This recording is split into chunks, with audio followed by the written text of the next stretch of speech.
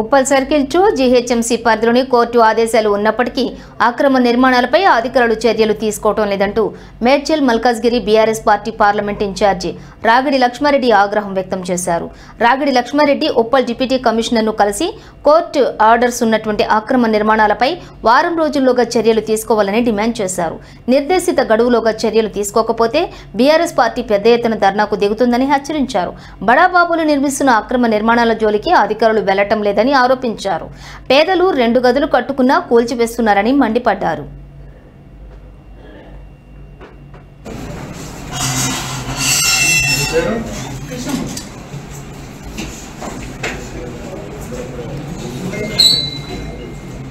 Uppal circle DC గారిని కలవడం జరిగింది.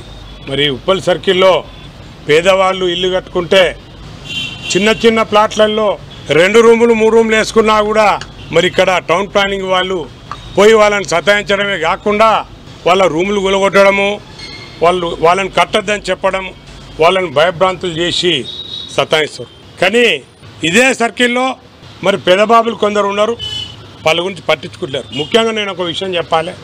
ఎప్పుడే కానీ నేను మీ అందరికి కూడా తెలుసు, రాగిడి లక్ష్మారెడ్డి అంటే పేదవాళ్ళ దిక్కుంటాడు. పేదవాళ్లకు ఏ సహాయమైనా చేస్తాడు. మెడికల్గా అనుకోండి, ఎడ్యుకేషనే అనుకోండి, ఇంకా ఏ ఆపద వచ్చినా కూడా పేదవాళ్ళ గురించి పేదవైపు ఉండే వ్యక్తి లక్ష్మారెడ్డి. అది అందరూ తెలిసే విషయం. ఈరోజు నేను ఇక్కడికి వచ్చింది ఎందుకంటే ఉప్పల్ సర్కిల్లో మరి పెదబాబులందరూ కూడా వాళ్ళ ఇన్ఫ్లుయెన్స్లు పెట్టుకుంటూ పర్మిషన్ తీసుకోకుండా డీవియేషన్స్ కూడా 1 ఇంచు కూడా వదలకుండా 2000 గజాలలో 3000 గజాలలో మరి గవర్నమెంట్కి వచ్చే ఆదాయాన్ని గండి కొట్టుకుంటూ మరి ఇక్కడ మరి ఇల్లీగల్గా కన్స్ట్రక్షన్ చేసే పెదబాబులందరూ కూడా మరి ఆఫీసర్లతోటి మమేకమైపోతురా, మరి నాయకులతోటి మమేకమైపోతున్నారా తెలియదు. కానీ